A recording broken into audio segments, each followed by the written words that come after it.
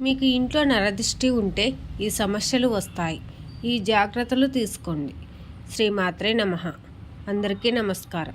నరుడి దృష్టి సోకితే నల్లరాయి కూడా నలిగిపోతుంది అనే మాట తరచూ వినిపిస్తూ ఉంటుంది. ప్రస్తుత కాలంలో అందరినీ పట్టి పీడిస్తున్న సమస్యలలో నరదిష్టి సమస్య ఒకటి. ఈ సమస్య ఈ రోజుది కాదు, యుగ యుగాల నుండి వస్తున్న సమస్య. కృష్ణుడు కూడా ఈ సమస్య చేత బాధింపబడ్డాడు.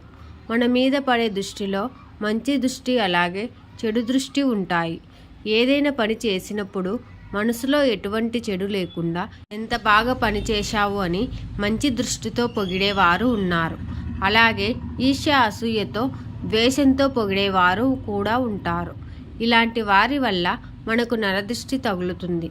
నరదిష్టి బారిన పడినప్పుడు మనం కొన్ని ఇబ్బందులను ఎదుర్కొంటాము. ఎవరికైనా నరదిష్టి తగిలితే వాళ్ళకి తరచూ తలనొప్పి రావడం, వికారంగా ఉండడం, వాంతులు అవ్వడం, అలాగే ఒంట్లో నలతగా అనిపిస్తూ ఉంటుంది. ఇలాంటి సమస్యలు ఎవరికైనా ఉంటే వాళ్ళకి ఖచ్చితంగా నరదిష్టి తగిలినట్టే. చిన్నపిల్లలకు ఈ నరదిష్టి ఎక్కువగా తగులుతుంది. దృష్టి దోషాలు బారిన పడినప్పుడు చిన్నపిల్లలలో ఎక్కువగా కడుపు నొప్పి రావడం, కారణంగా ఏడవడం, బలహీనంగా అవ్వడం జరుగుతాయి. అలాగే కుటుంబంలో కలహాలు రావడం, సంపాదించిన డబ్బులు నిలబడకపోవడం, అనారోగ్య సమస్యలు తలెత్తడం జరుగుతాయి. నరదిష్టిని శాశ్వతంగా పోగొట్టుకోలేమని, దీనికి ఎప్పటికప్పుడు పరిహారాలు చేస్తూ ఉండాలని పండితులు చెప్తున్నారు. ఈ నరదిష్టిని పోగొట్టుకోవడానికి అనేక మార్గాలు ఉన్నాయని వేద పండితులు చెప్తున్నారు.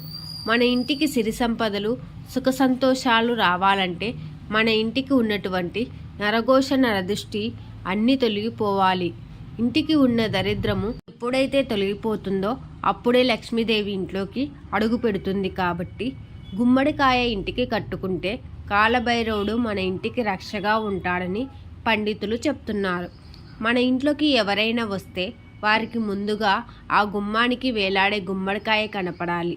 అలా కనిపిస్తే వారి కంటి చూపు గుమ్మడికాయ మీద పడి నెగిటివ్ ఎనర్జీ అంతా పోతుంది. గుమ్మడికాయని కట్టిన తర్వాత ఆ గుమ్మడికాయ త్వరగా పాడైపోతే మీకు తగలవలసిన దోషాలు, దిష్టి అంతా గుమ్మడికాయ తీసుకొని పాడైపోయిందని గుర్తించాలి. పాడైపోయిన గుమ్మడికాయ ఇంటి ముందు ఉంచుకోకుండా వెంటనే మార్చుకోవాలి. మీ ఇంట్లో కనుక దుష్టశక్తులు ఉంటే అర్ధరాత్రి సమయంలో మీకు అకస్మాత్తుగా మెలకువ వస్తుందంట. ఇంట్లో ఎక్కడ చూసినా ఎక్కువగా సాలెగుళ్ళు కనిపిస్తాయి. ఇంట్లో సాలెగుళ్ళు ఉంటే వాటిని వెంటనే తీసేయండి. లేకపోతే మీ ఇంట్లో ఎల్లప్పుడూ డబ్బు కష్టాలే ఉంటాయి. అయితే మన హిందూ ధర్మంలో ఇంట్లో పాలు పొంగితే చాలా మంచి శకునంగా భావిస్తారు. కానీ మీ ఇంట్లో ఎల్లప్పుడూ పాలు పొంగిపోవడం, పాలు మాడిపోవడం లేదా చేతిలో నుంచి కింద పడిపోవడం ఇలా జరిగితే మాత్రం ఇంట్లో ఖచ్చితంగా చెడు శక్తులు ఉన్నట్లే. అలాగే రాత్రి సమయంలో కుక్క అరుపులు వినిపిస్తే మీ ఇంట్లో నెగిటివ్ ఎనర్జీ ఉందని అర్థం. సాయంత్రం సమయంలో ఇంట్లోకి దుష్టశక్తులు చేరే అవకాశం ఉంది.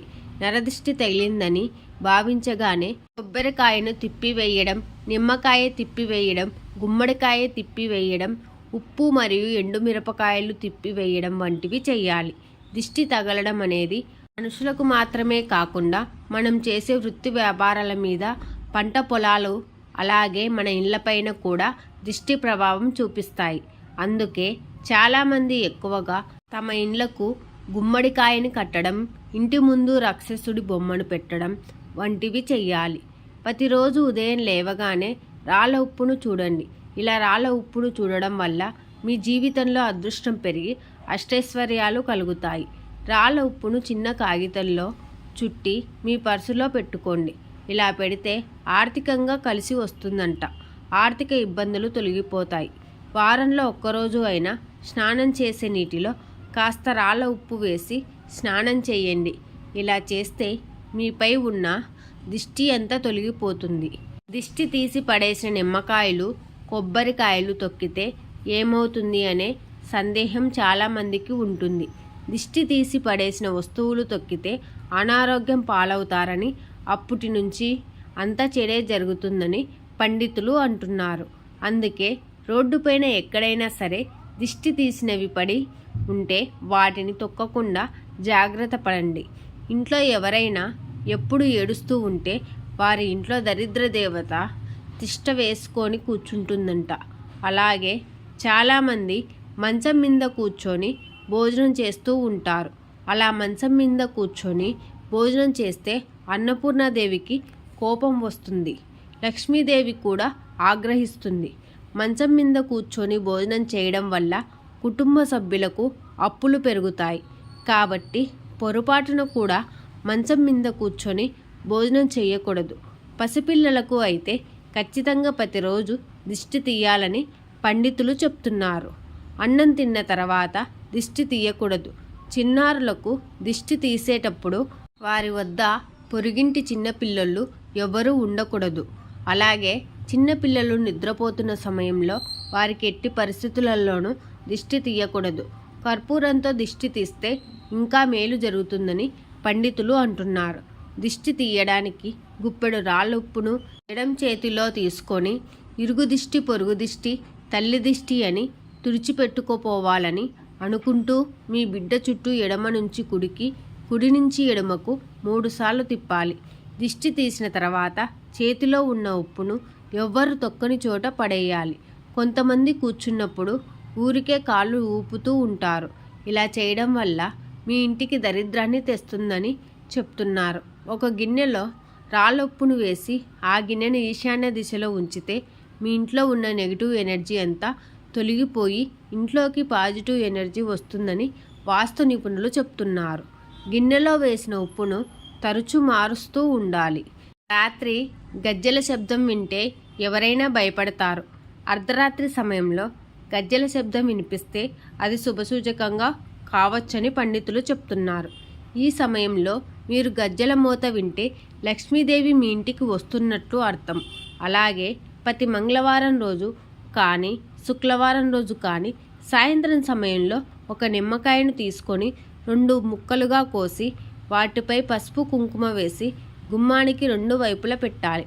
ఇలా చేస్తే ఇంటికి ఉన్నటువంటి దుష్టదోషాలు అన్నీ కూడా తొలగిపోయి ఇంట్లోకి సిరి సంపదలు వస్తాయని పెద్దలు చెప్తూ ఉంటారు. మనతో పాటు పాడి పశువులకు కూడా దిష్టి తగులుతుంది. దీంతో అవి సరిగ్గా పాలు ఇవ్వవు, మేత సరిగ్గా మేయవు.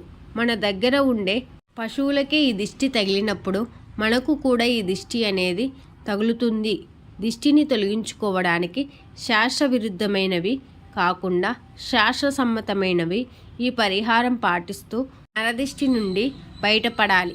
ఈ వీడియో కనుక మీకు నచ్చినట్లయితే ప్లీజ్ లైక్ చేసి మీ ఫ్రెండ్స్కి షేర్ చేయండి. అలాగే మా కొత్త వీడియోస్ మీకు వెంటనే చేరాలంటే మా ఛానల్ని సబ్స్క్రైబ్ చేసుకొని పక్కనే ఉన్నటువంటి బెల్ ఐకాన్ని ప్రెస్ చేయండి. Thank you for watching.